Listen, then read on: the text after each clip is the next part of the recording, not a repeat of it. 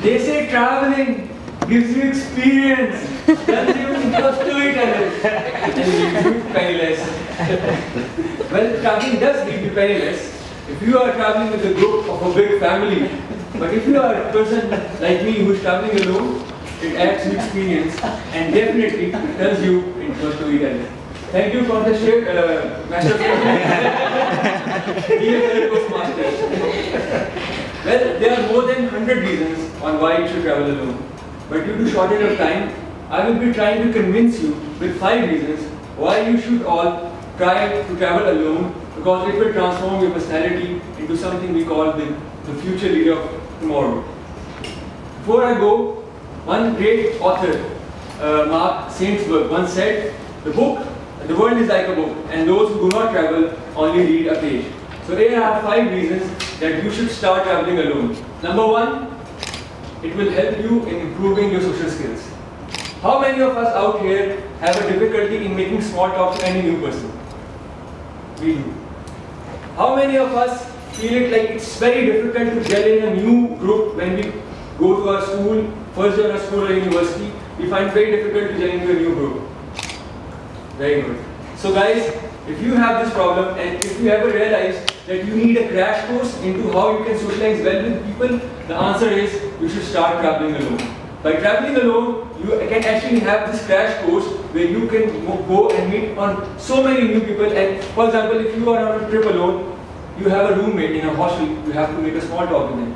Maybe the person who is going on a bus ride with you, the person who is sharing your seat, you have to make a small talk with him as well. And maybe at the night you are dining at some place and there are a group of people and you end up having a conversation with them. So there are so many people you are meeting for the first time and you end up having so much conversation. So it takes all the nervousness away and it helps you in becoming one of the most fluent person when it comes to socializing.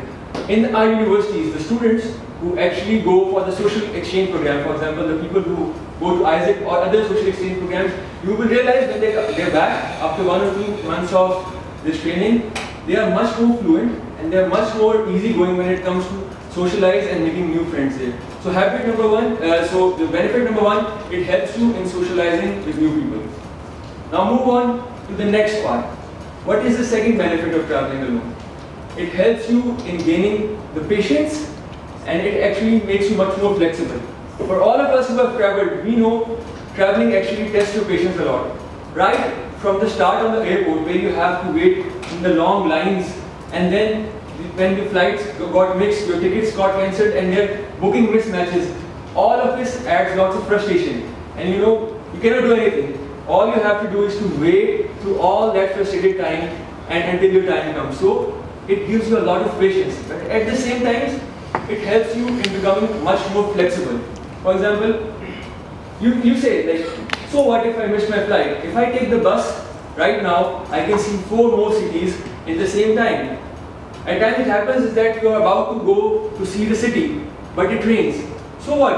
What happens is that you might end up finding a new bookstore or a new restaurant at the same place. So all of us who have traveled, we know, like when you are on a travel plan, it never actually goes as per your plan.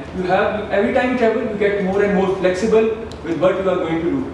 Oliver Wendell once said, a new experience opens your mind in new dimensions and it can never go back. So whenever you go on an experience, it opens you up, you learn a lot more things.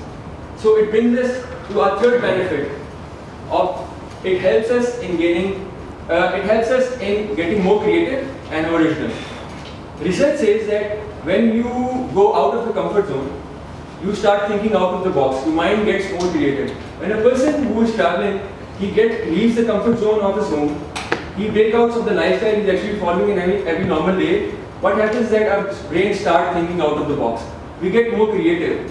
At the same time, we are meeting so many new people, we are going in so many different cultures. So what happens is that our context of the life deepens a lot. We start thinking in a more original way. Just imagine, for example, there's a person who went on a trip to Africa. When he comes back, when he sees stuff over there, he becomes much more mature in his thinking and he knows what actually life is. And rather than him, if we consider ourselves the people who are sitting in Bahrain, and our context of life is what we see on TV or social media, the glamour by the celebrities. So by traveling, you get much more original and much more mature in your thinking. So the third benefit of traveling alone is that you get much more creative and much more original in your thoughts. Now I will come to the fourth benefit of traveling. The fourth benefit of traveling is that it gives us much more confidence. Much more confidence, and it keeps us motivated. A very famous traveler, Freya Stark, she says the most pleasant moment she feels is that when she wakes up in a city all alone where she does not know anyone. When you are in a place where you do not know anyone, what actually happens is that you get the body start feeling more comfortable and you feel the presence of mind. Because you are all alone, you are all present in your mind. There is a sudden rush of adrenaline in your body which actually makes you more confident to go out and succeed. So it actually becomes part of your personality. You are more confident. At the same time, if you are traveling, you must know those who travel, they usually make a to-do list. Okay, this I have to do, this I have to do. The research says when you cut a thing on the to-do list, when you have completed and you cut, it gives you a positive vibe. And as you are cutting more and more items, the body gets so positive that you start accomplishing your goals in a much faster way. So when you're traveling and you're cutting the to-do list, you're getting such motivated, and if you make this your habit and when you come back to your hometown, you can use the same habit to accomplish goals at your work. So habit number 3, it brings you confidence and it keeps you motivated. Now the final one and the most important one. Traveling alone helps you in getting to know yourself, and it gives you real life education. For all of us who travel, when you're traveling alone, it's not an ordinary circumstance like we are right now. So you get to know your weaknesses, you get to know what your strengths are, and you get to know how do you actually work in the pressure situations. So this helps you in knowing about yourself, and this can help you out when you are in the future going to do some interview. They ask you your strengths and your weaknesses. So also when you are out there meeting new people and seeing new cultures, you get the real life education you cannot get in the school, college, or university. In conclusion, I just want to say that if you actually want to improve your personality, traveling alone is one of the best things out. So I would like to convince you, if you are convinced on this speech, that now is the time to save some money, pack your bags, and plan a trip to the next crazy place. Because you know what? You only get to live once. And with this, I would like to hand it over to Master.